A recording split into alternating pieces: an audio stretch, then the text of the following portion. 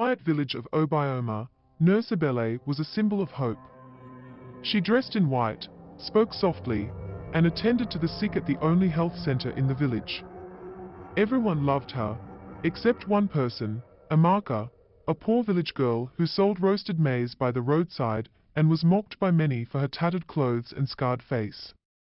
But Amaka had a gift, a keen sense of observation. She noticed that every time Nurse Ebele treated someone for a mild illness, they died mysteriously a few days later. At first, Amaka thought it was a coincidence. Until one day, her only friend, Mama Ifeoma, an old blind woman, died just days after visiting the clinic. A whiff of death. Amaka started keeping notes. 1 patient. 2. Then 5. All died after routine treatment. All were somehow related to the Ease, village chiefs, family or tied to an old land dispute. Still, no one would believe a mad maze girl over the respected village nurse. But there was more to Ebele than met the eye. Years ago, her parents were wrongly accused of witchcraft and burned alive during a village cleansing. The Ease and his council had sanctioned it. Nurse Ebele had returned to the village not to save lives, but to end them. Amaka knew she had no one to trust, so she befriended a Lagos-based philanthropist, Mr. Keane, who visited the village to sponsor youth education.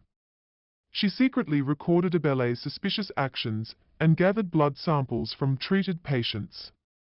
With the help of Mr. Keane and his lab contacts in the city, it was discovered that Ebele had been injecting a slow-acting poison that mimicked natural sickness. When confronted, she laughed and confessed, unrepentant. The truth and the turning. Ebele was arrested, and the whole village was shaken. The same villagers who mocked Amaka came begging for forgiveness. "You all loved a killer and hated me because I was poor," she said, holding back tears. "But I chose to watch, not hate. To think, not judge." Her courage touched hearts.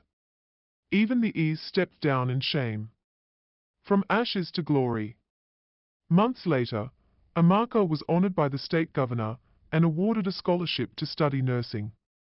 Mr. Keane, the Lagos philanthropist, fell in love with her resilience and married her in a ceremony that brought the entire village to tears. She returned years later, not just as a nurse, but as the founder of the Amaka Foundation for Rural Health and Justice, ensuring no poor child would be mocked, and no village nurse would ever play God again.